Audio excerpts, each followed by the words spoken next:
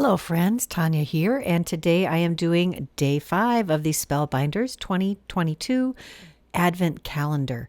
It is time for this beautiful box to be opened, and I hope you are enjoying this series as much as I am. Did you catch my other days of unboxing? Check that out in the description box below if you missed those. And here we go. It looks like a long, thin embossing folder. And look at those beautiful candy stripes. Oh, I can see some fun coming here. I would love to ink that up with some red ink to make it even more candy striped. That would be perfect for a lot of our Christmas projects.